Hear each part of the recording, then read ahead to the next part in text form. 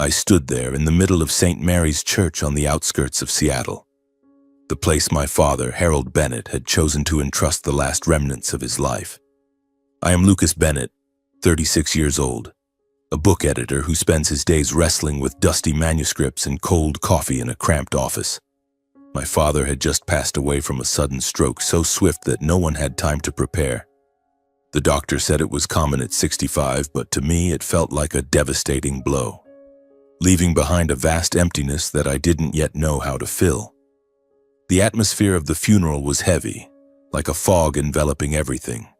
The church bells tolled mournfully, mingling with the whispers of the mourners. White lilies were piled high on the casket, their sweet fragrance cloying and oppressive. I wore the only black suit in my closet, standing beside my mother, my hand tightly clutching the hastily printed funeral program on thin paper. But I couldn't cry. Not a single tear fell.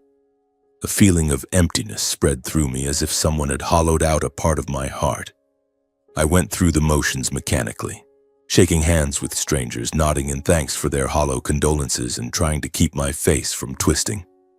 "He was a wonderful father," someone said. I forced a stiff smile, but in my mind I thought, sure, but why do I feel like I never truly knew him? Friends, neighbors, and my father's old colleagues came one after another. They lined up in front of the casket, each sharing a story about Harold Bennett, the kind, responsible man they had known. Old Tom from the repair shop near our house recounted the time my father helped him fix his roof for free in the pouring rain. Harold was one of the rare good ones, you know, always ready to help without asking for anything in return. Mrs. Linda, the next-door neighbor, was teary-eyed. "He used to bring homemade bread to my house every Sunday morning. Such a kind man. Why did the Lord take him so soon?" Those words echoed in my head, forcing me to confront a harsh truth. Perhaps I had never fully understood my father's real life. I grew up with the image of a strict, quiet father, always busy with his mechanical engineering work. We rarely had deep conversations, just polite small talk over dinner. Now, hearing these stories, I wondered, how much of himself had my father hidden? Those warm smiles for strangers, those acts of kindness I had never witnessed, they all made me feel like a stranger in my own family. My mother, Margaret Bennett, stood silently throughout the service. She wore a simple black outfit, her silver hair neatly tied back, her face devoid of any emotional creases. She restrained everything perfectly, as if she had been preparing for this moment for a long time. No tears, no sobs, just a stone statue standing beside me. I glanced at her, searching for some sign, a trembling hand, reddened eyes. But there was nothing. She merely nodded to the visitors, murmuring thanks mechanically. I knew my mother was strong, but this silence unsettled me. She and my father had been together for over 40 years, through the hard times when he lost his job, through the nights I stayed up sick. How could she be so calm? Or was she hiding a pain deeper than I could imagine? The service dragged on endlessly. The priest read prayers, everyone sang hymns, and then the casket was lowered into the grave. I threw the first handful of dirt. The sound of it thudding against the coffin lid was like knocks from hell. People began to leave, making the church feel emptier than ever. Rain began to fall lightly outside the windows, blurring the stained glass. I stood there, watching the cars disappear into the distance, a wave of loneliness rising within me. Then, unexpectedly, a hand rested on my shoulder. I turned to see Arthur Miles, my father's longtime friend. He was around 60 with snow-white hair and deep-set eyes behind thick glasses. "Lucas, do you have a moment? We need to talk privately." My heart pounded. Arthur wasn't the type to waste words. We'd met a few times at family gatherings, but he always kept his distance, as if he knew some secret he didn't want to share. I nodded, and we went into the church's waiting room, a small, dimly lit space with old wooden chairs and a musty smell. He closed the door, locked it carefully, then sat down across from me. "Are you okay, Lucas?" he asked, his voice warm but laced with concern. I replied, my voice slightly trembling. "I think so. And you? You and my father were very close, weren't you?" He nodded, his gaze distant. Harold was my friend from college. We went through so much together. But today, I'm not just here to offer condolences. He asked me to do something for him. He reached into his coat pocket and pulled out an old rusty key, a crumpled hand-drawn map, and a sealed envelope. My heart beat faster. These items looked like props from an old detective film. He placed them on the table and pushed them toward me. Harold left these for you. He instructed me to give them directly to you, and only you. I picked up the key, feeling the cold metal against my skin. It had an unusual shape, like a key for an antique lock. The map was on yellowed paper with shaky but clear hand-drawn lines leading from Seattle up into the mountains deep into the forest. And the envelope, plain white paper sealed with red wax, no writing on the outside. "What is this, Mr. Arthur?" I asked, my voice faltering with excitement. He sighed, looking at me intently. "I don't know the details, Lucas. Harold only said that you must go to the exact location marked on the map before opening the envelope. And most importantly, don't tell anyone, not even your mother." His words sent a chill down my spine. Not tell anyone, even my mother. As far as I knew, my father had never hidden anything from her. "Why is that, sir? Did my father have some secret?" Arthur shook his head and stood up. "That's all I know. Be careful, Lucas. Harold wasn't the type to joke around. If he left this for you, there's definitely a reason." He patted my shoulder and left, leaving me alone with the mysterious items. I spread out the map to examine it more closely. The marked spot was a small red dot deep in Olympic National Forest, a few hours' drive from Seattle. Completely unfamiliar. My father had never mentioned this place. He wasn't the camping or adventure type. He preferred staying home reading books or fixing things. Why a map leading into the forest? A feeling of confusion and unease rose like a tide, making it hard to breathe. What kind of legacy was this?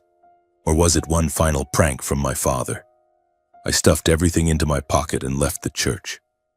The rain was falling harder now, soaking through my suit and chilling me to the bone. At home, I gave my mother a brief greeting and went straight to my room.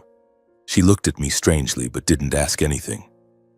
Perhaps she was lost in her own grief. That night I tossed and turned, unable to sleep.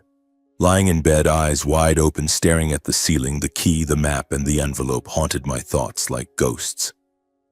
What secret had my father taken to his grave? An old debt? Or something darker? I pored over the map under the desk lamp, searching for clues. The hand-drawn lines, the handwriting was my father's, shaky but familiar. When had he drawn it? When he knew he was dying? The thought made me shudder. I imagined him sitting alone in the garage, drawing the map under dim light, knowing this was his final message to his son. Why hadn't he told me directly? Why all this mystery? The next morning, I woke up earlier than usual, my mind still heavy from a sleepless night. My mother was downstairs in the kitchen, the familiar sizzle of eggs frying in the pan echoed through the house. But today it sounded distant, as if coming from another world. I greeted her with a hoarse voice. "I'll be home a bit late from work today, Mom." She nodded without asking anything, just looking at me with tired eyes. I felt guilty for hiding it from her, but Arthur's warning still echoed. "Do not reveal this to anyone, not even your mother."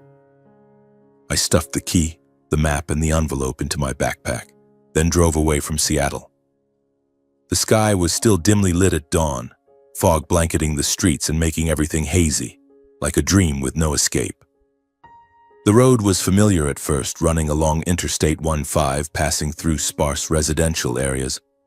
But following my father's hand-drawn directions, I turned onto a smaller road heading toward the Olympic Mountains. The farther I went, the more isolated it became. Oncoming cars grew rare, replaced by dense forests lining both sides of the road. My phone's signal started weakening, the bars flickering before disappearing entirely. All around were towering trees, pine needles rustling in the wind, and thick fog like a curtain obscuring everything. My heart beat faster. This wasn't a casual outing. It was stepping into the unknown. a place where my father had hidden a part of his life I had never touched. I glanced at the map on the passenger seat, its scribbled lines leading me deeper into the forest. Why had my father chosen this place? An isolated cabin? Or just a retreat he had never wanted to mention? The fleeting thought of buried treasure made me chuckle. It sounded absurd, but in that moment I realized, with my father, anything was possible. As I approached the marked spot, a small red dot on the map, I turned off the engine from a distance and parked on the muddy shoulder. I didn't want to make noise, I thought. Or was it just instinctual caution? I slung on my backpack, locked the car, and continued on foot along a narrow trail. The path was tight, with protruding roots underfoot that nearly tripped me several times. The air was piercingly cold, seeping through my jacket. My breath formed white puffs. The surroundings were eerily silent, broken only by falling leaves and distant bird calls. I walked for about half an hour, sweating despite the chill, when suddenly a small wooden cabin appeared in the midst of the forest. It was completely isolated, with no other homes nearby, like a forgotten oasis. The cabin was simple: dark wooden walls, a steep roof covered in green moss, windows frosted with dust. I stopped, my heart pounding. Was this the place? I moved closer and noticed clear signs of habitation. Lazy smoke drifting from the chimney, firewood neatly stacked on the porch, the yard swept clean of even a single withered leaf. Someone was living here. It wasn't abandoned. I was bewildered, my mind spinning. Why had my father led me to a place like this without ever mentioning it? When had he bought this cabin? For what purpose? A hideaway? Or something darker? I swallowed hard, trying to stay calm. Now was the time to open the envelope, as instructed. But first, I needed to look more closely. I approached the window, peering through the foggy glass. And then I froze. Inside the kitchen, a woman around my age was cooking. She was about 35, with long hair tied back, wearing an old sweater, stirring something in a pot on the gas stove. Her face was calm, but there was a weariness to it, as if she were escaping the world. My heart raced wildly. Who was she? Why was she living alone in the middle of the forest? And what was her connection to my father? My father, the strict, faithful man devoted to my mother, how could he be linked to a strange woman in such a remote place? A flood of questions repeated in my mind, reminding me of the letter and the instruction to read it here. I stepped back, returned to the car, and sat silently in the cold cabin for a while. My hands trembled as I held the envelope. This was the moment. I tore the red wax seal and opened it. Handwritten paper, my father's script, shaky, just like on the map. I took a deep breath and began reading. My dear son Lucas, if you are reading these words, it means I have passed away. I didn't want to cause you pain, but there are secrets I had to carry to the end of my life, and now I must ask you for help. The woman in the wooden cabin is named Evelyn Cross. 7 years ago, I happened to save her from a suicide attempt by jumping off a bridge. It was a stormy night on the Tacoma Narrows Bridge. I was driving home after a late shift and saw her standing on the railing, panicked and desperate. Her eyes were red and swollen, her whole body shaking as if her world had collapsed. I pulled her back, held her tightly, and took her to a motel for the night. She said nothing, just cried all night. I paused, my heart tightening. My father saved someone? Why hadn't he told me? I continued reading, his voice echoing in my head. After many days of comforting her and stabilizing her mentally, I tried to ask about her identity and the reason she wanted to die. But no matter how hard I tried, Evelyn refused to speak. She was terrified, trembling whenever I mentioned her past. She only begged to stay temporarily and asked me not to tell anyone to avoid trouble. I saw real fear in her eyes, not fake. Perhaps she was fleeing from someone or something terrible.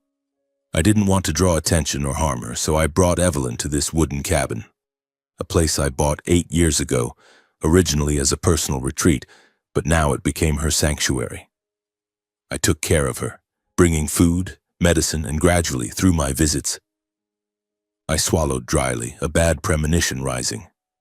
Through the times I brought supplies or simply fixed things around the house for her, a deep bond grew between us. Not a romantic love in the usual sense, but an attachment like two lonely souls finding each other. I know this was wrong, son. I already had your mother, a wonderful wife. But Evelyn, she needed me and I needed the peace she brought. We were bound together for 7 years, quietly with no one knowing. Deep bond?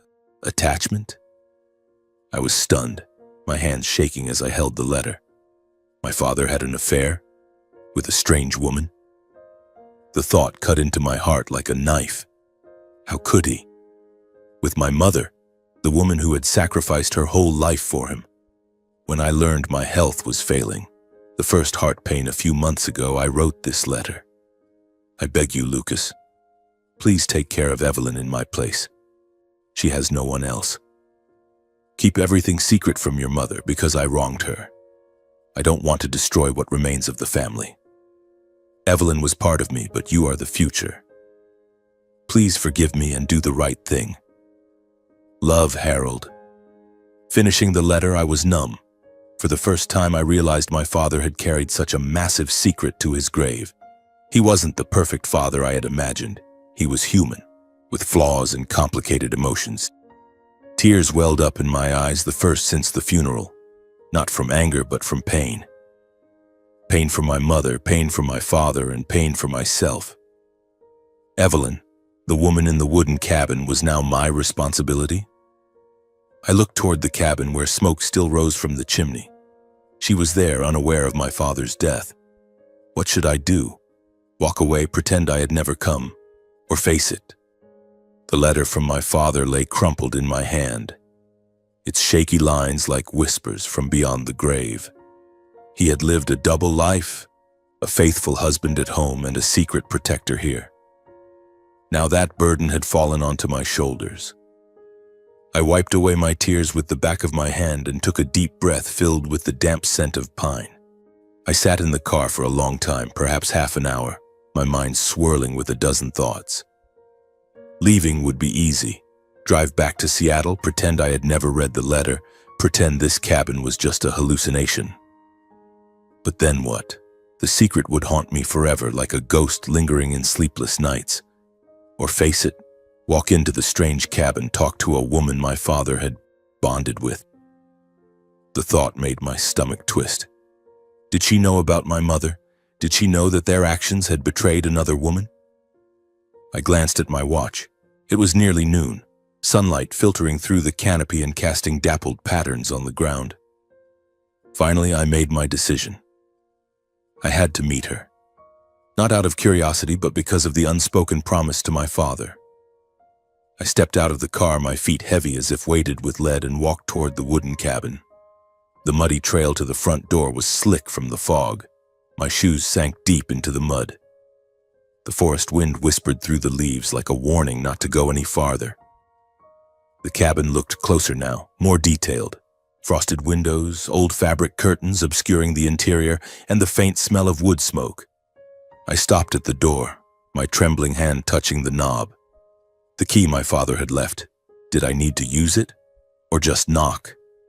My heart pounded wildly, cold sweat breaking out despite the chill. I took a deep breath and pushed the door. It was unlocked, opening with a soft creak like a whisper from the past. Inside, the air was warmer, filled with the aroma of vegetable soup and toasted bread.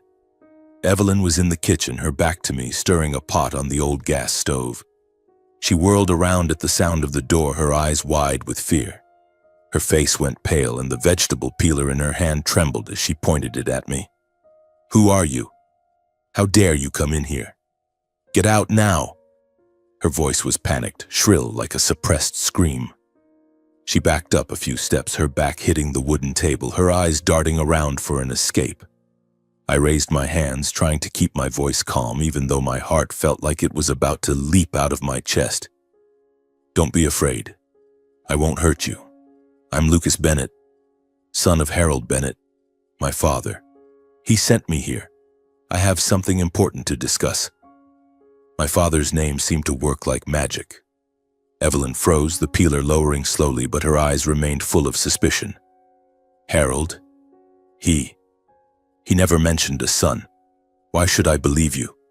She was breathing heavily, her chest heaving. I could see real fear in her eyes, not feigned. 7 years in hiding had clearly made her wary of everything. I have proof, I said, slowly pulling the letter from my pocket. He left this, and the key, the map. He told me to come here.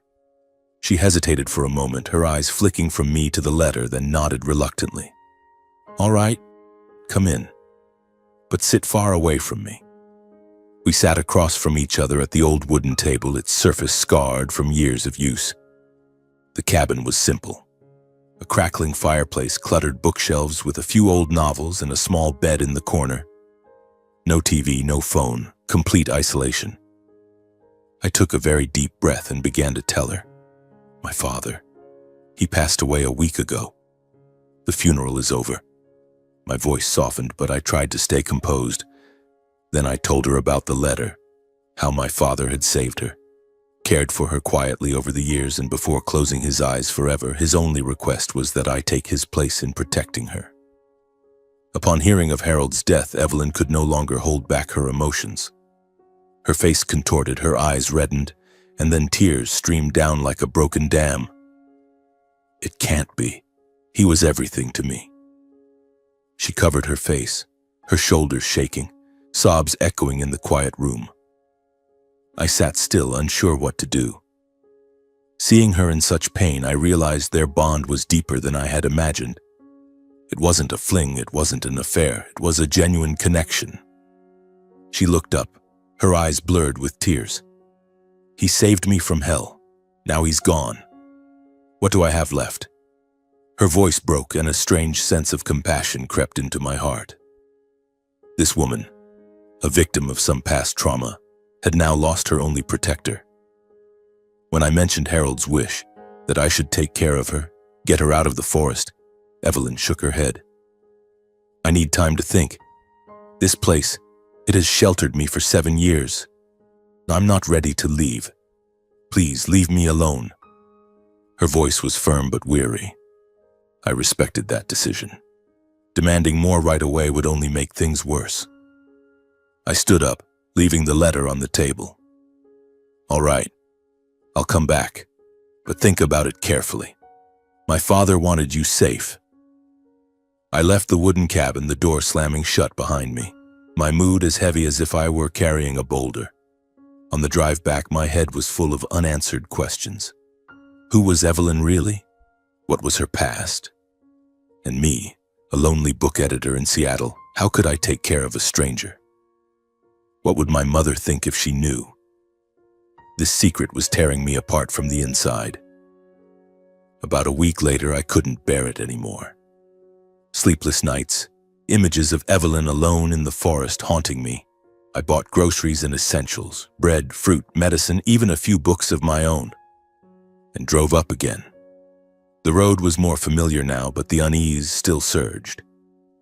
Light rain fell, making the path muddy. When I arrived, the cabin was unusually silent. No smoke from the chimney, no signs of life. My heart tightened. I knocked, no answer. I used the key my father had left, opened the door, and stepped in. And then I panicked. Evelyn was lying unconscious on the floor, her face flushed with high fever, the cabin cold without a fire. She was breathing weakly, drenched in sweat. Evelyn, what's wrong? Wake up. I knelt down, shaking her, but she only groaned faintly. I picked her up. Her body was frighteningly light and frail, and ran to the car. I drove like a maniac down the mountain. As the phone signal returned, I called emergency services. The nearest hospital was 2 hours away, but I made it in an hour and a half, my heart pounding as if it would burst. At the hospital, the doctors diagnosed exhaustion, hypothermia, and high fever. I stayed to care for her, sitting by her bedside all night. Looking at her lying there, pale and weak, I thought about my father. How many times had he done this? Brought supplies, made repairs, and now I was taking his place. The next morning, Evelyn woke up, her eyes hazy as she looked at me. You saved me? Her voice was faint. I nodded and recounted what happened. Then, in the hospital, I once again spoke of Harold's wish. You can't live like this forever. I live alone in Seattle, busy with books at work, but I have room for you. Living isolated in the forest is dangerous. Illness, wild animals, loneliness. My father wanted you safe. Evelyn was silent for a long time, staring out the hospital window at the passing traffic. Her eyes held inner conflict, fear of the past, but also a longing for the future. She whispered, I'm afraid of the world out there, but your father trusted you. Finally, she nodded in agreement. All right, I'll go with you and live together. Those words lifted a weight from my chest, not just because of duty, but because I saw she truly needed help. A few days after discharge, once her health stabilized, I drove Evelyn back to the wooden cabin to pack her things. The road up the mountain this time felt different, not anxious, but tinged with regret. Evelyn stepped inside, her trembling hand touching the wooden table, the bookshelves.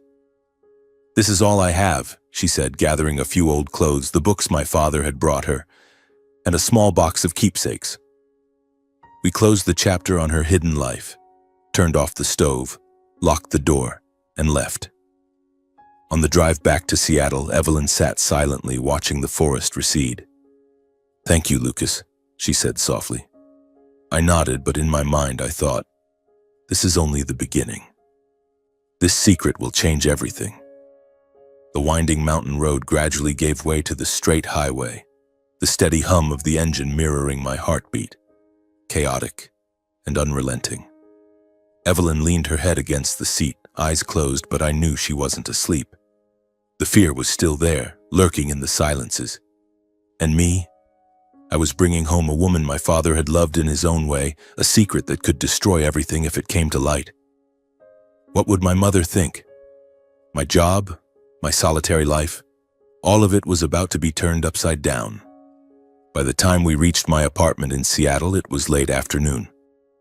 The small, cramped unit was on the third floor of an old building in Capitol Hill, filled with stacks of books on the shelves and the lingering scent of stale coffee. I opened the door, turned on the lights, and tried to make the atmosphere warmer. I said, my voice a bit forced, "This is my place. Nothing fancy, but it's clean. I'll set up the living room for you as a private space." Evelyn stepped inside, looking around with a sense of unfamiliarity. She touched the sofa lightly, then gazed out the window where the streetlights were beginning to glow. "It's been so long since I've seen city streets," she whispered. I nodded, maintaining the respect and distance needed. No touching, no probing questions. I made up the sofa with fresh sheets, placed clean pillows and blankets, and showed her the bathroom. "Get some rest. I'll make something simple." She gave a faint smile, but her eyes remained wary. In the beginning, we both lived cautiously, like two strangers forced to share a home. Little personal conversation, just polite questions over meals. Evelyn still carried her guardedness, those untouchable silences. She often sat alone by the window, watching the rain fall on the streets, hands tightly clutching a hot cup of tea.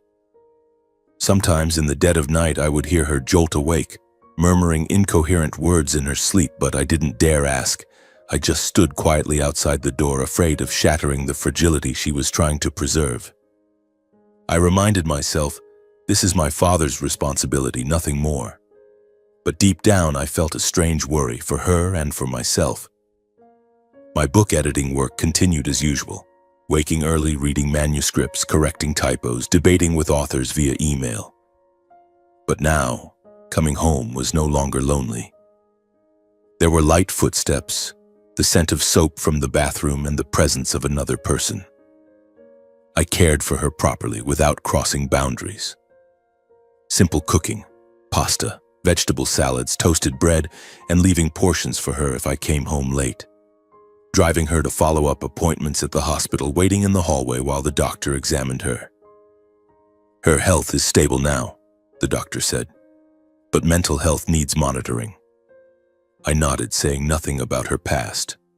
I gave her space, not entering the room when she was alone, not asking about the nightmares. Pressure would only make things worse. Gradually, I noticed changes. Evelyn became more proactive in daily life. She started helping clear the table, wash dishes, even buying a few bunches of flowers from the nearby market to place on the table. The nightmares grew less frequent. I heard fewer muffled cries in the night. Her sleep stabilized, her face lost its pallor, and smiles appeared more often. But then, I realized I was caring about Evelyn's feelings far beyond the duty my father had left me. Not pity, not obligation, but a deeper emotion quietly growing day by day to the point where even I couldn't name it in time. I began noticing small details, the way she read books, how she liked sitting by the window watching the rain, the gentle tone of her voice when talking about the old novels in the wooden cabin. That quiet concern gradually turned into something else, something unfamiliar and hard to name. My heart beat faster when she smiled, and evenings spent watching old movies on TV together became strangely warm. I wondered, what is this? Love? Or just a bond from our shared secret? I tried to suppress it, reminding myself of my father, of my mother. But the feelings kept growing like a smoldering fire beneath ashes. Evelyn, too, began leaning on me as a source of support, not out of weakness, but because for the first time she could trust someone. She started sharing small things. Today I walked in the park, the first time in 7 years. Or what books do you like? Can I try reading them? We talked about literature. I was an editor, and she had once loved books before her life was upended. Our feelings grew day by day through the smallest things. A hot cup of tea in the morning, a shared smile, an evening listening to jazz on the old radio. But neither of us spoke it aloud. We avoided it, as if saying it would destroy everything. Tension crept into every moment. Would today be the day I admitted it? Or would she push me away? Then that moment came, sudden and uncontainable. One evening of heavy rain, Seattle drowned in torrents. We sat on the sofa watching an old movie about love and loss. Evelyn rested her head on my shoulder without a word.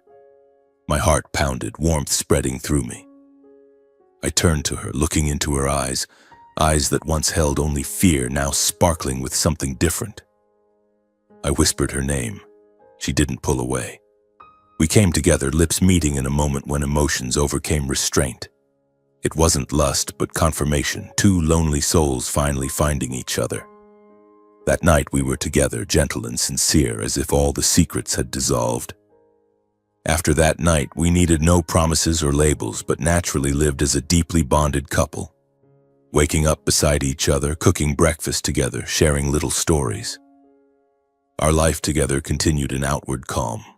I went to work, and she gradually found small tasks like helping me organize manuscripts. But I gradually realized Evelyn still carried a past she couldn't let go. On some late nights, she would jolt awake, murmuring fearful words in her sleep. "Stop, Thomas, don't force me." A stranger's name and fragmented memories echoed in the darkness.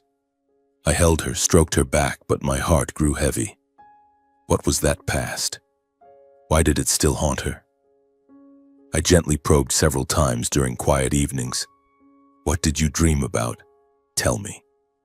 But Evelyn always evaded, eyes distant. It's not time yet for me to tell you, Lucas. I'm not ready. I respected it, didn't push, but anxiety built. Would this secret destroy us? Finally, on a quiet evening with rain pattering against the window, Evelyn decided to tell everything. We sat at the dining table after a simple dinner. She held my hand, her voice trembling. You deserve to know the truth. I don't want to deceive you anymore. Evelyn recounted that her father, Thomas Cross, a billionaire in New York, had forced her into an engagement with the son of another powerful family to serve business interests. He turned me into a tool, a pawn in his power games. Her voice broke, tears streaming down. When she resisted, he disowned her, ordered her confined in the mansion, and cut off all contact. He forced me to sign away my inheritance rights, threatening to publicly claim I had voluntarily left the family. I was isolated, threatened, mentally controlled until I couldn't breathe. Evelyn escaped one night, intending to end it all by suicide. I was going to jump into the river, finish everything. But Harold, Your father happened to save me.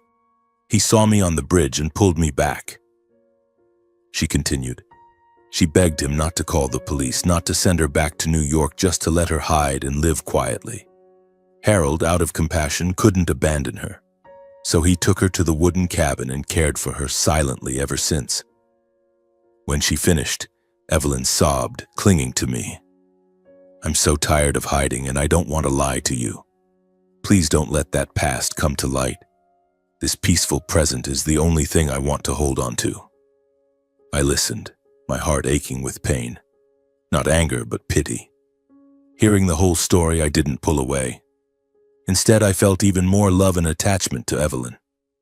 She, a victim of a tyrannical father, was now the most important part of my life. I realized my feelings had gone far beyond protection or duty.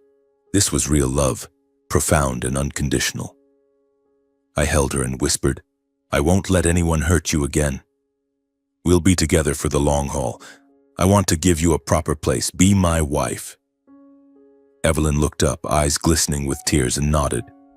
In that moment, the secret was no longer a burden, but a bridge. But in my mind, a thought flashed. Would my mother accept it?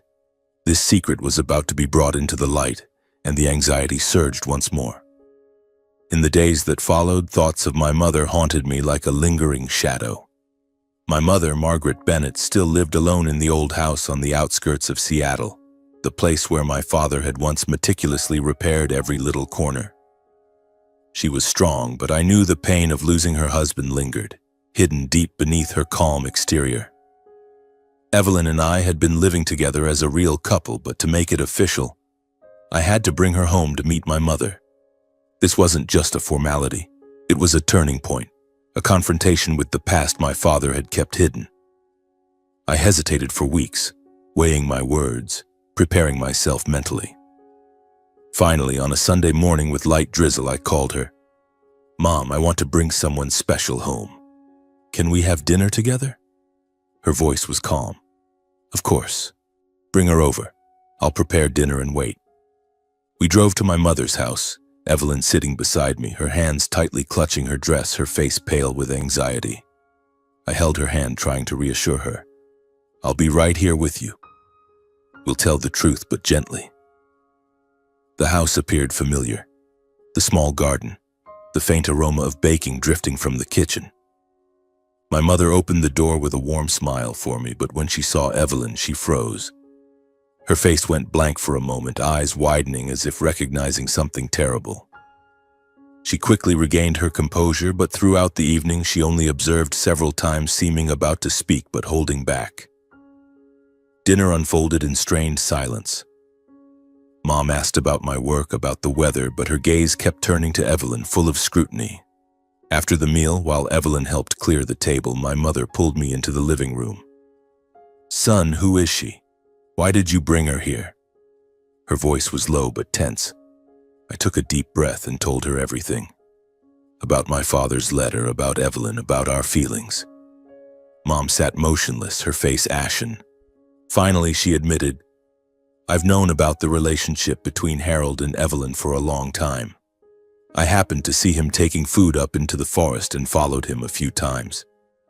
I chose silence to preserve the family because I loved him. But now, Evelyn appearing and wanting to marry my son is something I cannot accept." Her words cut into my heart like a knife. She knew? For 7 years she had borne the pain alone? And now she was rejecting Evelyn, the woman I loved? Hearing those words, I fell into shock. For the first time, I realized my love was facing the most difficult boundary to cross. I looked at her, eyes reddening. "Mom, why didn't you say anything? Why did you suffer alone?" She shook her head, voice trembling. "For the family. But her, she is your father's past. I cannot watch my son marry my husband's former lover." I left my mother's house with a heavy heart, Evelyn sitting silently beside me. On the drive home, she cried, "I don't want to destroy your family." But I held her. "We'll get through this. I won't give up." In the days that followed, I tried to explain to my mother. I called her every day, visited her home, sat by the fireplace telling her about Evelyn. Not as my father's old flame, but as a deeply wounded woman who had found hope through our love. Evelyn isn't at fault in this story, Mom. My relationship with her has nothing to do with Dad's past. This is the present, the future. Mom listened but remained silent, her eyes full of inner conflict. I saw her growing more weary, her silver hair seeming grayer, and my heart ached. Anxiety surged with every visit. Would today be the day she accepted, or would she push us further away? Evelyn took the initiative first. One afternoon, she turned to me and said, "I want to meet your mother, to tell the truth." I hesitated for a moment, filled with worry, but I nodded. I drove Evelyn to my mother's house. She brought a bouquet of white lilies. We entered together.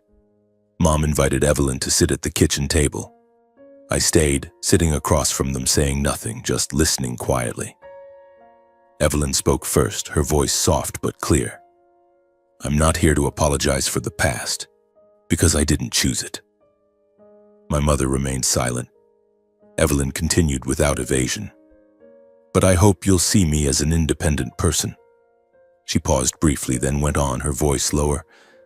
"I once wanted to die. I was so terrified I didn't dare trust anyone. If not for Harold, I wouldn't be here." The air in the kitchen grew heavy.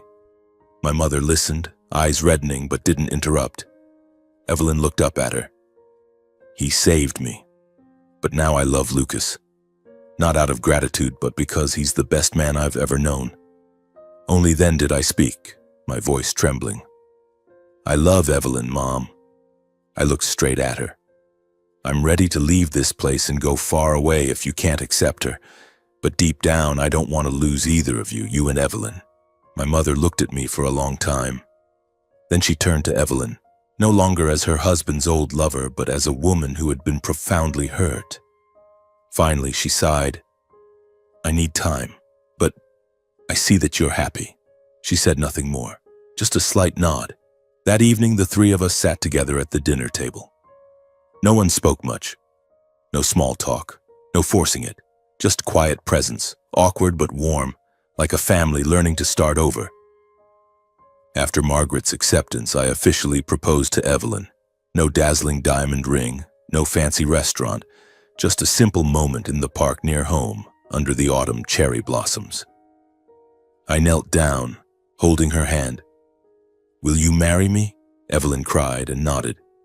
We held a small wedding at our home, the apartment now more spacious after renovations. Only a few close friends and family attended. Mr. Arthur, some colleagues, and my mother. She wore a new dress with a genuine smile. The priest gave the blessing, we exchanged rings and shared our first kiss under flickering candlelight.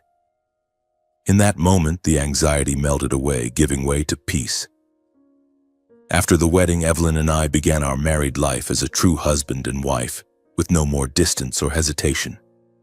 We woke up together, brewed coffee, read books by the window. We redecorated the apartment together, painting the walls a soft blue, buying a new dining table, hanging paintings Evelyn had created, abstract works of forests and rivers. We shared everything, home-cooked meals, good books, evenings listening to jazz by the window as rain pattered outside. Evelyn gradually found work, freelance editing to help me, and I was proud of her. Life was simple but overflowing with love. A few months later, Evelyn became pregnant. The news came unexpectedly one morning when she was nauseous and the test showed 2 lines. For the first time in her life, she felt she truly belonged to a place called family. "We're going to have a baby," she whispered, hand on her belly. I held her, tears of joy streaming down. I cared for her devotedly throughout the pregnancy, cooking nutritious soups, taking her to regular checkups, massaging her feet when she was tired. My mother also began showing more care, occasionally visiting with homemade food, fresh-baked bread, chicken soup, and sitting to talk with Evelyn about motherhood. "I was so scared when I was pregnant with you," she shared with a warm smile. When the baby arrived, Lena Bennett, a beautiful little girl with dark hair and blue eyes like Evelyn's, we all shed tears in that moment. I held Lena, warmth spreading through me as if the old fractures had finally been healed by new life. My mother embraced her granddaughter, whispering, "Welcome to the family." Evelyn looked at Lena, eyes shining. "I finally have a real family." Our life continued in peace, simple yet brimming with love. Mornings waking to Lena's cries, evenings lulling her to sleep with fairy tales. Evelyn felt she had finally stepped out of the darkness of her past. But deep down, I knew life wasn't always calm. Anxiety still lingered. Would Evelyn's past return?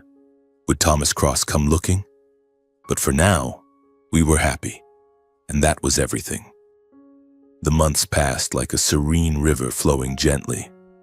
Lena grew incredibly fast, her jet black hair curling tightly, her sparkling blue eyes just like her mother's.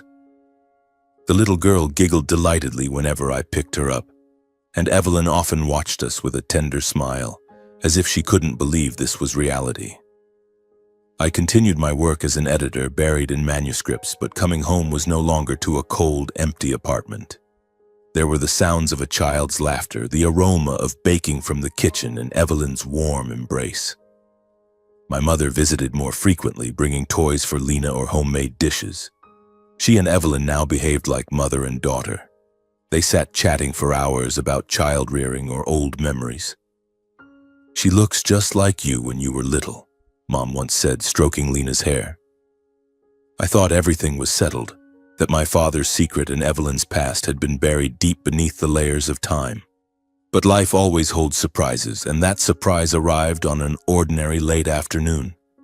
We were gathered around the dinner table as we were every evening.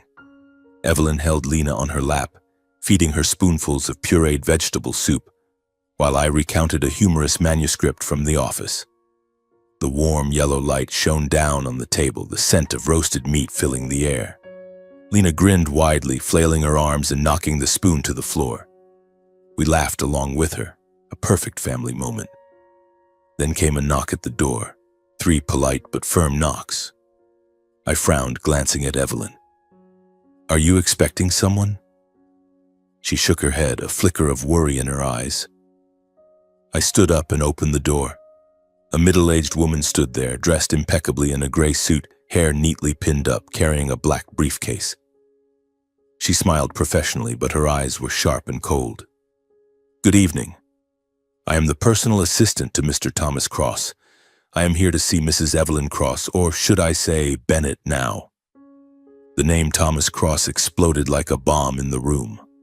Evelyn went pale, stepping back a few paces, clutching Lena tightly as if afraid someone might snatch her away. Her face drained of color, eyes wide with terror. "It can't be. Who are you? How did you find us here?" she whispered, her voice trembling. I instinctively moved in front of her, my heart pounding. "Who are you? How do you know about us?" My tone was sharp, full of wariness. The woman remained unfazed, maintaining her smile. "I am Lydia Grant, Mr. Cross's assistant. I am not here to cause trouble or take Mrs. Evelyn back. I only wish to deliver his final message." She glanced inside the house, her eyes briefly lingering on Lena. I hesitated, looking at Evelyn. She nodded weakly, though her whole body was shaking. I invited the woman in, closed the door, but kept my distance. Evelyn remained huddled by the kitchen doorway, holding Lena even tighter, trying to stay composed despite her face looking like it might crumble. We sat in the living room, the atmosphere tense as a drawn bowstring. Lydia sat upright, opening her briefcase to retrieve an envelope but not handing it over immediately. She spoke concisely, her voice even like reading a report. "Mr. Thomas Cross is gravely ill. Terminal cancer. His remaining time is measured in days. The only thing he wants is to see his daughter one last time." Her words cut like a knife. Evelyn froze, saying nothing, only gripping my hand tightly as if clinging to her last shred of sanity. Her eyes stared blankly, tears rolling down unnoticed. Lydia sighed. "He is filled with regret now. This is his final wish. He is in New York at the Cross estate. If Mrs. Evelyn agrees, I will arrange the flight." She handed over the envelope, a handwritten letter in shaky script, then stood and left, leaving behind a suffocating silence. That night, Evelyn didn't sleep. She lay beside me, eyes wide open, staring at the ceiling, her body ice cold. In the days that followed, she sank into a deep silence. She slept poorly, often waking in the middle of the night, screaming from nightmares. "Stop, Father. Don't force me." Her eyes were always filled with turmoil, resentment, fear, and a hint of pity. I didn't pressure Evelyn, just quietly stayed by her side, handling every small task, brewing hot tea, holding her when she trembled, putting Lena to sleep so Evelyn could rest. "You don't have to decide right away," I whispered. But inside, anxiety surged. Thomas Cross, the man who had nearly destroyed my wife's spirit, was now dying. Would meeting him heal the wounds or deepen them?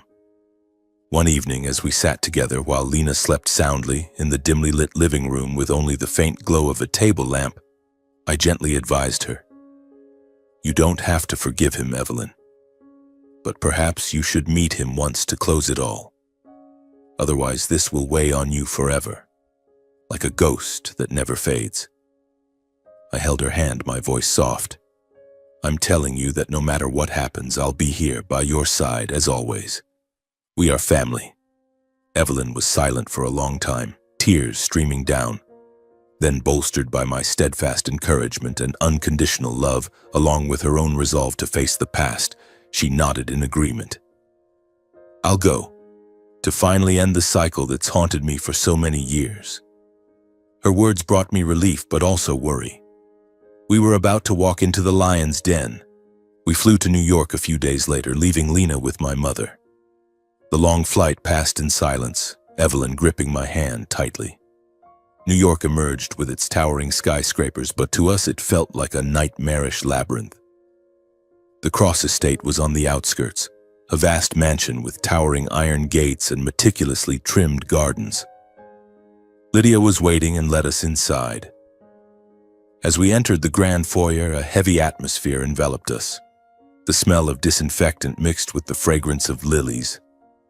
Almost immediately upon stepping in, Evelyn came face to face with her stepmother, Genevieve Cross, and her stepsister, Chloe Cross. They stood there like two cold stone statues.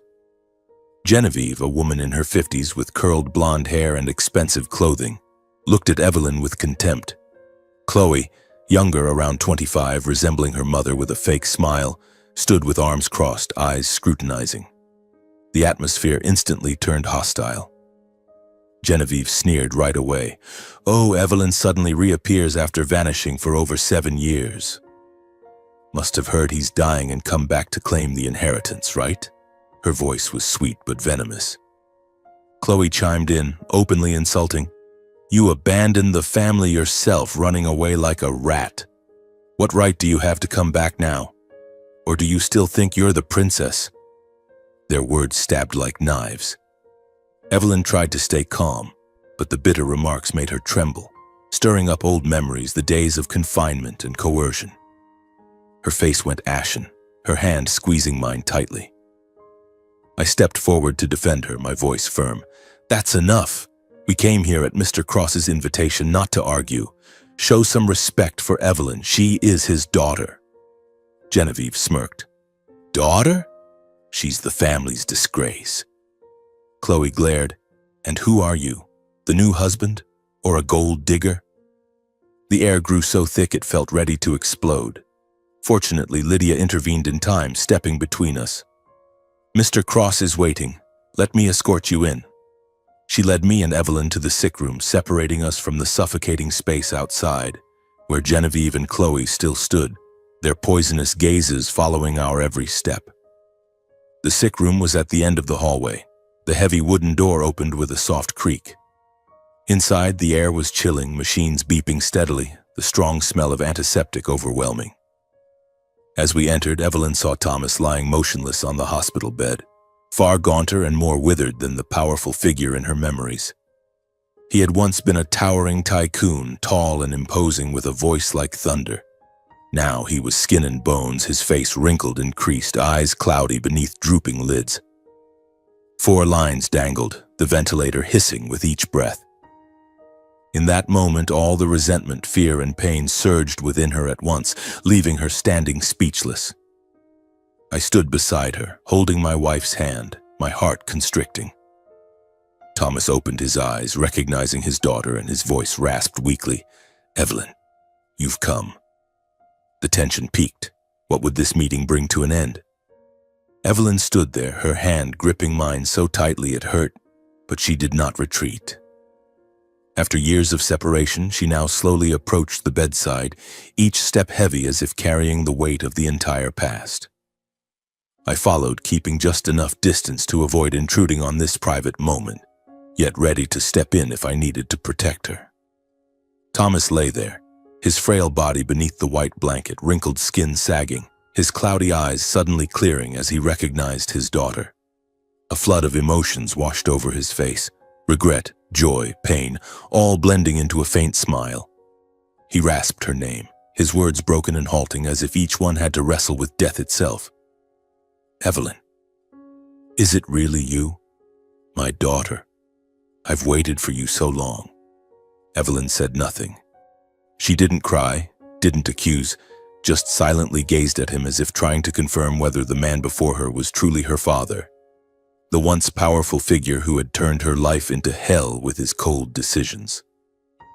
Her face was strangely calm, but I could feel the storm raging inside through her trembling hand. I stood behind her, my heart pounding, tension rising.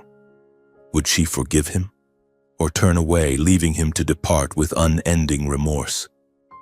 Thomas coughed a few times, the ventilator hissing. Then his breathing steadied slightly after the dose Lydia had just administered. His gaze shifted to me, scanning me from head to toe as if assessing an intruder in his world. Then he spoke in a hoarse, weak but clear voice. "You're her husband? I know about you. Thank you for taking care of Evelyn all this time." I nodded in greeting, saying little. Just a polite nod, then stepped back to let Evelyn face him alone. But I kept my eyes watchful, protective, ready to intervene if he said anything to hurt her. Thomas turned back to Evelyn, his eyes glistening with tears, as if years of suppressed emotion were finally breaking free. He began speaking of things he had never said before, his voice filled with regret. "My daughter. I've regretted chasing fame and power all those years ago. I listened to Genevieve and forced you into that political marriage. I thought it was best for the family, for the empire. But I was wrong. You are my daughter, not a pawn." His words were like self-inflicted wounds, and I saw Evelyn grip my hand tighter as if struggling to stay composed. The pent-up resentment in Evelyn finally erupted. She was silent no longer. Her voice broke but remained resolute. "You turned me into a pawn. You forced me into an engagement with someone I didn't love, cut off everything, locked me up like a prisoner. You drove me to collapse, to the point where I sought death, jumping into the river to end it all. Now that I have my own happiness, a husband, a daughter, you come disturbing it? Why couldn't you just leave me in peace?" Her words were sharp, laden with 7 years of accumulated pain echoing in the quiet hospital room. I saw Thomas shrink back, his face twisting in agony, but he offered no excuses. Instead, he reached out weakly for her hand, his bony fingers trembling. "When you left, I lived in torment. I frantically sent people to search for you, but found nothing. I thought you were dead, and that hurt more than anything I've ever known." He paused, gasping for breath, the machines beeping louder. Lydia glanced through the door but didn't enter. Thomas continued, his voice fading. "Only when you reappeared with Lucas did I learn you were alive, but I lacked the courage to face you. I only watched from afar through my assistant. I saw you happy with your husband, with your daughter. I was glad for you, but it broke my heart." His words chilled me. He had been watching us. Since when? The thought made my heart race, but I stayed silent, focusing on Evelyn. She stood motionless, eyes reddening, saying nothing. Then she turned to me, seeking an anchor, and when I gave her a gentle nod of encouragement, a nod full of love, affirming I was always by her side, she exhaled softly as if a weight had lifted from her chest. She turned back to Thomas, her voice calmer. I've let go of it all long ago. I came here not out of resentment, but to close everything once and for all. You are my father, after all. Those words were an implicit forgiveness, not complete, but enough to set her free. Thomas smiled, a relieved smile after years of gnawing guilt, his eyes lighting up one last time. Thank you for forgiving me. I love you. Then he slowly closed his eyes, his breathing weakening, the machines alarming. Lydia rushed in, followed by doctors, but we knew he had left this world forever. Evelyn stood there, feeling no sharp pain, no tears, just an indefinable cold emptiness in her heart. We left the room. Genevieve and Chloe stood in the hallway, faces impassive, but they dared say nothing. On the way back to the hotel, Evelyn was silent, but her hand was warmer, as if the final burden had fallen away. 3 days later, Thomas Cross's funeral was held in grandeur befitting his status, a tycoon. The vast mourning hall in central New York was covered in white lilies, filled with elegantly dressed guests in black suits, politicians and businessmen alike. Evelyn and I appearing caused the atmosphere in the hall to freeze. People whispered, eyes turning toward us as if we were intruders. Genevieve and Chloe stood by the casket, gazing at her with cold contempt, as if trying to burn us with their stares. Evelyn wore a simple black dress, holding a bouquet of white lilies, and approached the casket with composure. She placed the flowers and whispered a final goodbye, but Genevieve wouldn't let it be. She stood abruptly, the chair scraping loudly in the silent hall. Her eyes fixed on Evelyn, her voice slow but laced with sarcasm. You have no right to be here, Evelyn. After everything you've done, running away without a word, cutting off contact, leaving him in torment for his final years. Why are you back now? To pretend to grieve? Whispers immediately spread throughout the hall. Evelyn stood still, back straight, but I clearly saw her hands clench slightly. Before the tension could settle, Chloe stepped forward, her voice shrill and filled with undisguised hatred. Don't think just showing up here lets you claim anything. This family's assets belong to my mother and me. You're just an outsider, a stain we've tried to forget for so long. Their words were like pouring oil on fire. The guests began murmuring louder, eyes turning to Evelyn with all sorts of speculation. I stepped forward, positioning myself fully in front of her. My voice wasn't loud, but deep and clear, audible throughout the hall. This is a funeral, not a courtroom where you can appoint yourselves judges. Genevieve turned to me, her gaze icy. I didn't flinch, continuing slowly and firmly.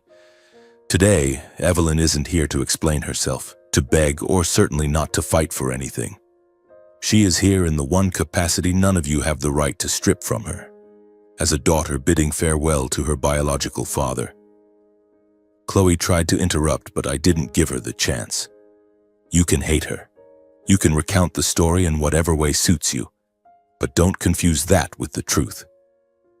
I looked straight at Chloe, my voice turning colder. The truth is that Thomas Cross was Evelyn's father. Blood ties aren't something you can erase with a few insults or disdainful looks. The entire hall fell into a heavy silence. I continued, each word distinct.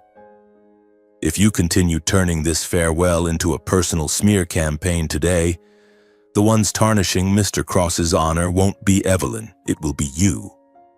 Genevieve pressed her lips tightly, her face paling with anger. Chloe flushed red, clearly wanting to say more, but the guests' gazes had shifted. Not curiosity anymore, but wariness and discomfort. Evelyn then gently placed her hand on my arm. She didn't look at Genevieve or Chloe again. Her voice was calm, not loud, but clear enough. I'm here today for one reason only, to send off my father. Nothing else matters to me. With that, she turned away. We left the mourning hall in silence. Behind us, Genevieve and Chloe said nothing more. Not because they understood, but because in front of so many people, they no longer had the courage to continue exposing their venom. Evelyn paid no mind to Genevieve and Chloe's sarcasm. For her, returning to bid farewell to her biological father one last time was enough.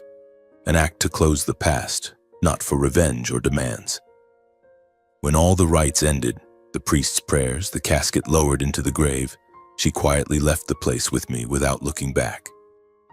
On the way to the car, the chilly autumn wind whipped against our faces, carrying the scent of withered leaves and lingering incense. Evelyn gripped my hand tightly but said nothing. We boarded the flight back to Seattle that very afternoon, leaving Lena and my mother waiting at home. The long flight dragged on endlessly. Evelyn rested her head on my shoulder, eyes closed, but I knew she wasn't sleeping. Yet deep inside, a vague premonition rose. This death of Thomas Cross wasn't an ending, but perhaps the beginning of another storm. Anxiety crept in, like whispers from a past that refused to rest. Back in Seattle, our little home felt like a peaceful oasis after the nightmare. Lena rushed into Evelyn's arms, giggling with her chubby cheeks, and my mother hugged her granddaughter, looking at us with worried eyes. "How did it go, son?" I recounted it briefly, avoiding the details of the venomous words at the funeral. Evelyn played with Lena all evening, but her eyes were distant, as if lost in memories. That night, we lay beside each other, Lena sleeping soundly in the crib next to the bed. "I've been thinking a lot about him," Evelyn whispered. Not anger, but emptiness. Like closing a book chapter without a happy ending. I held her closer. "We've already written our own happy ending. This family right here." She gave a faint smile, and we drifted off to sleep amid the pattering rain outside the window. In the days that followed, life gradually returned to its familiar rhythm. I went to work, editing manuscripts. Evelyn cared for Lena and began writing a journal, fragments of her journey from the deep forest to happiness. But the anxiety lingered. Would Genevieve and Chloe let it go? Would Thomas's estate drag us into the whirlwind? A week after the funeral, the surprise arrived in the form of a thick envelope from the law firm representing Thomas Cross's estate. I opened it in the kitchen under the warm yellow light while Evelyn was feeding Lena vegetable puree. The letter invited us, both Evelyn and me, to attend the final reading of the will in New York the following weekend. I was quite surprised to see my name included. Why me? I was just the son-in-law, an ordinary book editor in Seattle. "Look at this letter." I handed it to Evelyn. She skimmed it, her expression unchanged, then set it down like a worthless scrap of paper. "I don't want to go there," she said indifferently, her voice calm but resolute. "I don't need anything from him.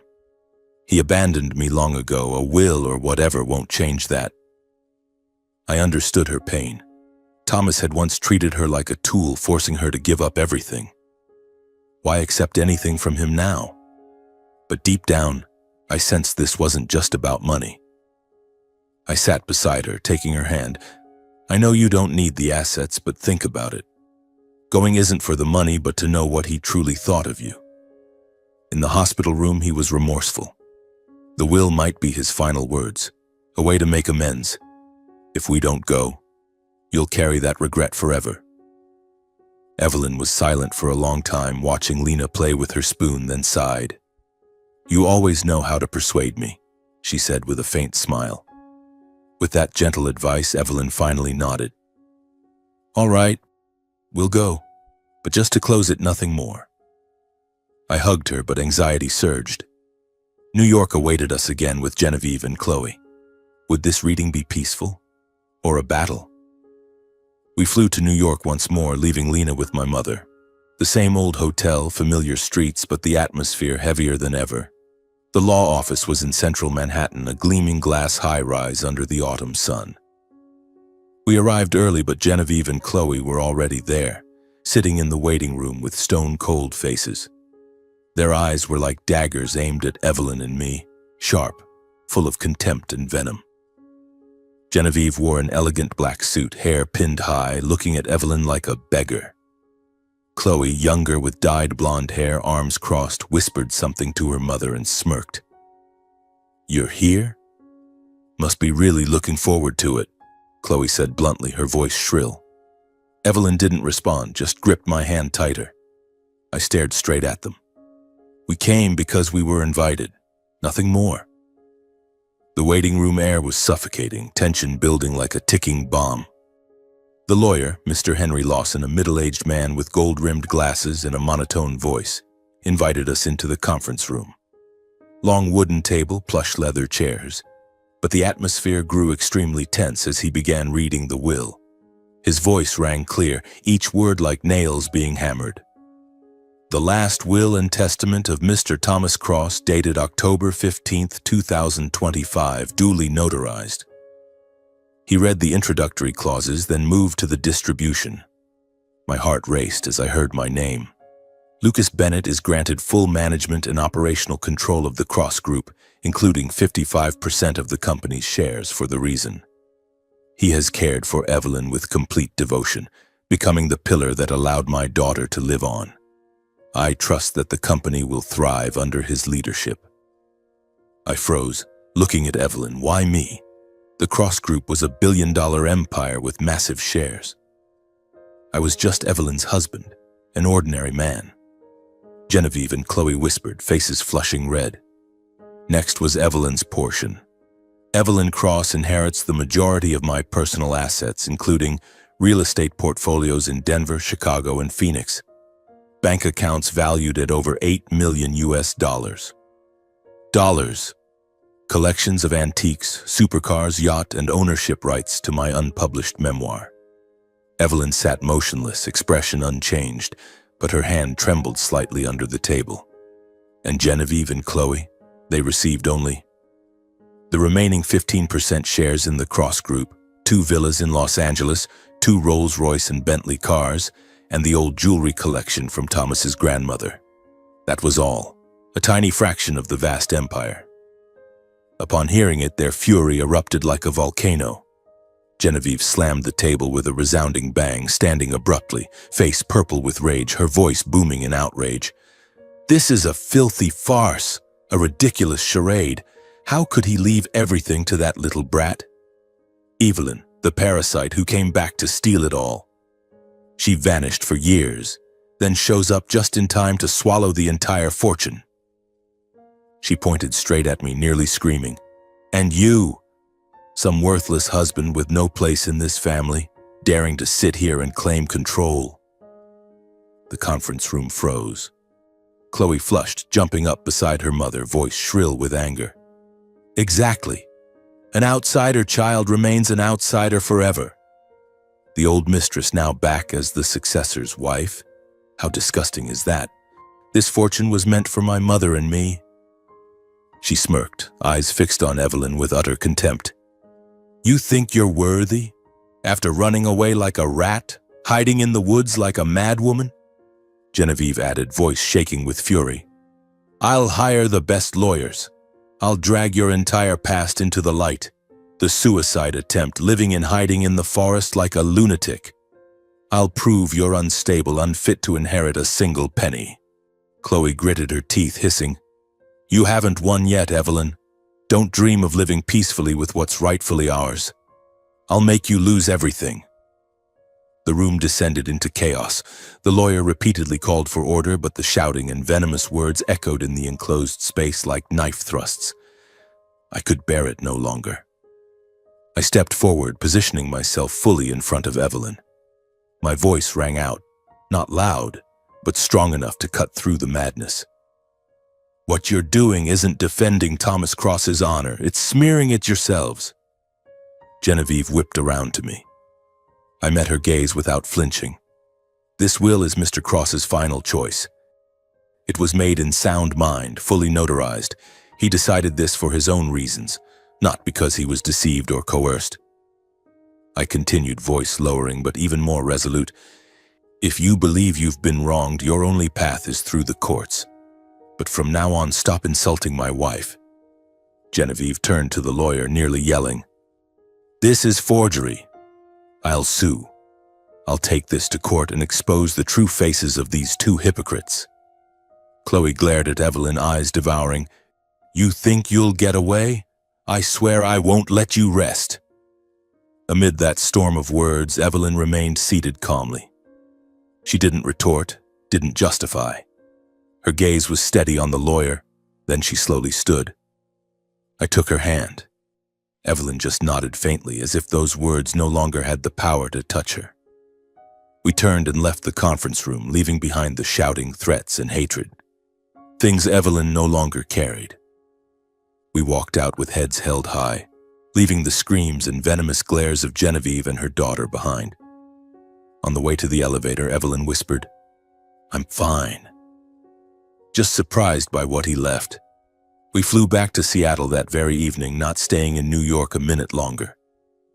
Evelyn's mood after the reading wasn't joy or sorrow, just a sense of tranquility, as if she had finally stepped out from under the shadow of the past, no longer needing to evade or fear.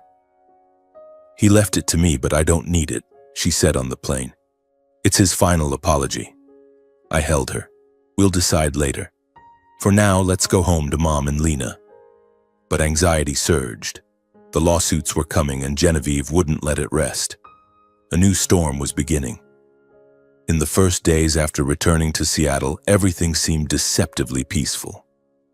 We tried to slip back into our familiar routine, waking early to Lena's cries for milk, Evelyn brewing coffee in the kitchen, me sitting at the dining table reading the newspaper. Lena had now learned to roll over, and every time Evelyn gently tickled her tiny feet, the baby giggled delightedly. Those simple moments spread a quiet joy, like a healing balm that both mother and child needed. My mother visited more often, bringing homemade cakes or toys for her granddaughter, and she looked at Evelyn with gentle eyes. "Are you okay? Don't dwell on it too much." Evelyn nodded and smiled, but I noticed how she often gazed out the window, her eyes distant as if waiting for something. The will, with the cross group and millions of dollars, hung over us like a dark cloud. I wasn't a businessman, just a book editor. How could I manage an empire? But for Evelyn's sake, I would try. Anxiety seeped into every meal, every late night. Genevieve and Chloe wouldn't let it go. Then the storm hit, faster and fiercer than I had imagined. In the days following the will reading, the national media erupted. Major newspapers ran headlines in unison. Genevieve Cross and daughter Sue, secret daughter Evelyn Cross and husband in billion-dollar estate dispute. I read the first headline on my phone early one morning, my heart tightening. The New York Times, Wall Street Journal, even CNN all covered it with photos of Evelyn and me leaving the law office, our faces enlarged, captioned, "Cross inheritance dispute, family feud, or theft plot." Evelyn was feeding Lena when she glanced at my screen, her face going pale. They really did it. I hugged her. "We'll handle it." But the anxiety surged. This wasn't just a lawsuit, it was a dirty war. Some tabloid sources, citing anonymous quotes, claimed Evelyn was a runaway who had eloped, had mental issues, and returned only to grab the inheritance. Fabricated stories were rolled out in waves. One day an article on Evelyn Cross's dark past, failed suicide and reclusive life. The next a podcast analyzing whether Evelyn manipulated her father to seize the assets. It was all orchestrated by Genevieve and Chloe, hiring dirty PR, I was certain. They used money to buy articles, invent tales, even spread old photos of Evelyn, a blurry one from her youth captioned as rebellious princess or asset grabber. I read them shaking with anger, but Evelyn, she crumbled. Social media was manipulated into a frenzy. Facebook, Instagram, everywhere filled with vicious comments about Evelyn. Parasite. Ran off with some guy, now back to steal. Really has mental issues, look at her eyes. Her husband must be a gold digger managing Cross Group. Thousands of comments insulting her character, digging up and distorting her private life. Someone posted a photo of our apartment with a vague address and threats. "Everyone go visit the princess." Evelyn's phone rang incessantly with strange messages, emails full of curses. Evelyn collapsed in those early days. She withdrew, refusing to go outside, turning off her phone, sleepless for many nights. She sat in a corner of the sofa, holding Lena so tightly the baby cried, eyes red but shedding no tears aloud. "I can't take it, Lucas. They've turned me into a monster." Her voice broke and I saw her trembling like an autumn leaf. But I was always by her side, not loudly, not questioning, just holding her whenever she shook with fear.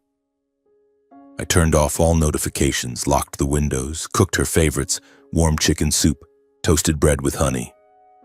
"We'll get through this, my love. They don't know how strong you are." Margaret quietly became a pillar, helping Evelyn through each crisis. She visited daily, bringing herbal tea, sitting with Evelyn for hours. "You're not alone. A real family never abandons each other." She shared old stories about my father, about the hardships she overcame, and Evelyn listened, gradually opening up. She whispered thanks, and my mother hugged her like her own daughter. Anxiety still rose. Lawyers called, preparing documents. But with that support, Evelyn slowly stood up again. She began reading books once more, playing with Lena, even smiling when Lena crawled clumsily. The trial officially took place after nearly 2 months. A long, grueling time of lawyer meetings, evidence preparation, and relentless media pursuit. The court was in New York. We flew there with luggage heavy with worry. Media swarmed the courthouse entrance, reporters crowding, camera flashes non-stop, malicious questions. "Mrs. Evelyn, are you an asset grabber? Mr. Bennett, are you ready to manage cross-group?" But Evelyn didn't answer, holding my hand, eyes resolute. "Let's go. I'm ready," she whispered. I was proud of her, from the woman hiding in the forest to here, facing the world. In court, our legal team was fully prepared, like an impenetrable steel wall. Mr. Henry Lawson led with legal evidence proving the will's validity, drafted and notarized months before Thomas's death when he was still lucid.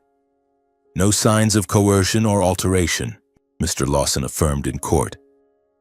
Then the recording of Thomas's dying words from medical records, his voice weak but clear. "I trust Evelyn and Lucas. They deserve these things. Genevieve has received enough." The tape played in the courtroom, leaving Genevieve and Chloe silent, faces flushed. The opposing lawyers argued, the will was manipulated, Evelyn has mental issues. But our evidence was ironclad. Doctors confirmed Thomas's soundness of mind, no signs of forgery. The court ruled to dismiss all claims by Genevieve and Chloe while warning against slander and fabrication to manipulate public opinion. "Spreading false information is illegal," the judge said sternly. Evelyn and I officially won the case. The will was upheld, cross-group under my management, assets to Evelyn. Genevieve screamed in the courtroom, "It's unfair." Chloe sobbed, but they were escorted out. I hugged Evelyn, tears streaming with relief. "It's over, my love." She nodded, but her eyes remained distant. As we left the court, reporters surged like a tide, but this time no hostile glares, just respect, perhaps because the trial was live-streamed and the truth emerged. Some journalists called out, "Mrs. Evelyn, do you have anything to say? The truth is clear now." Evelyn didn't respond, just holding my hand and walking in silence. Her tears fell not from defeat, but because she no longer had to run from the past. We got in the car, left New York, and on the way to the airport, Evelyn whispered, "Finally, I'm free, Lucas. Nothing holds me back anymore." Mainstream media later issued corrections en masse, confirming prior false information was manipulated, and ran articles like, "Evelyn Cross, the forgotten daughter, the woman harmed by her own family." The New York Times published a long piece detailing Evelyn's journey from forced engagement to hiding, to victory in court. Social media shifted, comments supporting Evelyn. "Evelyn, you did nothing wrong. Genevieve is the one who should be condemned." Though vindicated, I knew Evelyn still carried wounds that wouldn't easily heal. Scars from betrayal, buried traumas over many years, and trust once suffocated to the point of breathlessness. She no longer collapsed as before, but I clearly felt those marks lingering silently, reminding us of the price she had paid to stand strong today. When the judgment took effect, the court dismissed all appeals from Genevieve and Chloe, forcing them to accept defeat. The assets were transferred exactly as stipulated in the will. Evelyn inherited the majority of the net worth, the real estate properties in Denver, Chicago, and Phoenix, over $8 million in cash. The collection of antiques, supercars, the East Coast yacht, and the rights to Thomas's unpublished memoir. As for me, Lucas Bennett, I officially became the managing representative of the Thomas Cross Group with 65% of the shares. It was a colossal empire, a multinational company spanning real estate to technology valued in the billions. I sat in a temporary office in New York staring at the towering stacks of documents, my heart pounding. In the initial weeks, we were swept into an administrative whirlwind, constant calls from lawyers, bank transfers, fluctuating stocks. Evelyn spoke less, often sitting alone with Lena watching our daughter play while her eyes reddened. "I don't want to keep them," she said one evening as we sat at the dinner table, Lena asleep in her room. "Those assets, they carry too much blood and tears. I don't need villas or yachts to be happy." I looked at her, my heart swelling with pride. We discussed it through the night under dim lights and reached a decision together. Sell off her entire inherited portion, including the historic New York villa with its rose garden, the chain of high-yield rental properties generating millions annually, and personal stocks in major investment funds. We kept only a small portion sufficient to build a new life and do something more meaningful. "We'll use that money to help others," Evelyn whispered. "Like your father helped me." I nodded and hugged her. "Exactly. Not to hoard wealth, but to truly live." That decision felt like lifting a boulder from our chests. After taxes and fees, we used part of it to buy a new, modern, cozy home in the Seattle suburbs. A 2-story wooden house with a small flower garden, sunlight flooding through large windows, and a view of a tranquil lake. "This is the first home we've truly chosen," Evelyn said as we moved in, her hand stroking the freshly painted white walls. No longer the cramped downtown apartment. Now there was ample space. Lena's bedroom with cloud-painted walls, a modern kitchen where my mother experimented with new baking recipes, and a backyard with a swing for our daughter. We unpacked over the weekend, laughing as Lena crawled clumsily across the floors and the lingering anxiety faded. This was our home, not a legacy from the past. I invited Margaret, my mother, to live with us, turning the house into a haven for 3 generations. She hesitated at first. "I don't want to burden you kids." But Evelyn persuaded her, "Your family. Please stay with us." She moved in, bringing mementos from the old house, photos of my father, an antique tea set, and her wonderful cooking skills. Lena's laughter echoed through the rooms, and occasionally cousins visited, the children of relatives running and playing in the backyard, making the house lively and warm. Everything gradually filled the voids that had once existed in Evelyn. But I still felt anxious about the Cross Group. I had to fly to New York monthly for meetings, wondering if I was doing it right. With 65% of the shares, I officially took over operational control of the Cross Group, but I viewed it only as a responsibility to fulfill, not a long-term path. After a few months stabilizing the structure, working with the management team, and ensuring transparent operations, I proactively stepped down from direct management. In parallel, I used my personal assets to establish a small independent publishing house, completely separate from the Cross Group, specializing in literature, memoirs, and inspirational books, particularly giving opportunities to authors who had faced prejudice or been marginalized by society. The publishing house was named Bennett Books, with a modest office in Seattle where I served as the chief editor.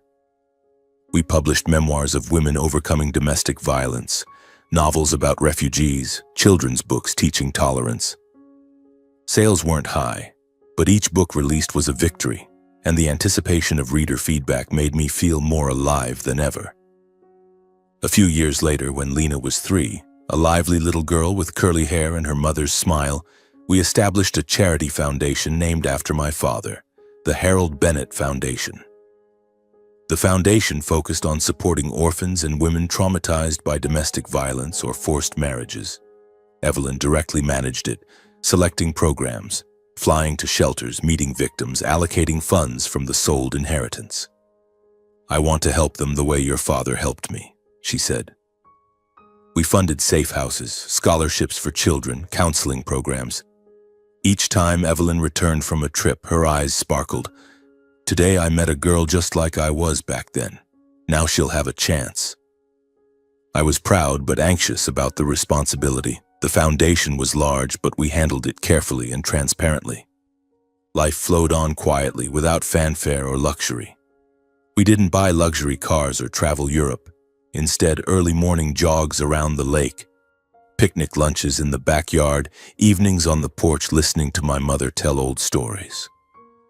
Every day brought birdsong on the balcony, the aroma of baking from mother's kitchen, the peaceful gaze of the woman I loved, me, and the serenity Evelyn once thought she would never have in her lifetime. Lena grew up starting preschool, and we had another child, a boy named Ethan, 2 years later. The house was filled with children's laughter, and Evelyn often said, "This is a dream I never dared to dream." But sometimes anxiety returned. An old article about the lawsuit, a call from the Cross Group, reminding us of the journey we had endured, the message life taught us that we want to share with you. Happiness doesn't lie in the inheritance left behind, but in how we choose to use it. Evelyn and I didn't keep the assets to a firm status. We used them to build a home, nurture family bonds, and give opportunities to others. We turned a bitter ending, the death of Thomas, the vicious lawsuit, into a compassionate new beginning, with the charity foundation and publishing house helping hundreds. The deepest lesson I drew: we cannot change the past, but we always have the right to choose how to move forward. Evelyn was deeply wounded by her own family, by fame, ambition, and the betrayal of Thomas, Genevieve, and Chloe. Yet instead of harboring hatred, she chose forgiveness, not to forget everything, but to free herself. "Forgiving helped me live again," she once said on a quiet afternoon as we sat by the lake watching the sunset. The advice I take from my life story: don't let resentment make you forget those still by your side. In the days when Evelyn was cornered, slandered in the media, dragged into court, my mother and I quietly protected her, holding her through long nights, caring for Lena so she could rest, reminding her of her inner strength. Life always has people worth keeping, and true happiness sometimes comes from that silent presence. Like my mother knitting sweaters for the grandchildren, or Lena wrapping her arms around her mother's neck with a beaming smile. Our story closes with a family photo. No more venomous words, no shadows of the past, just us sitting together on the porch, smiling on a peaceful afternoon. Golden sunset light bathed us. A gentle breeze carried the scent of flowers from the garden, and I thought, this is the most beautiful ending after all the storms.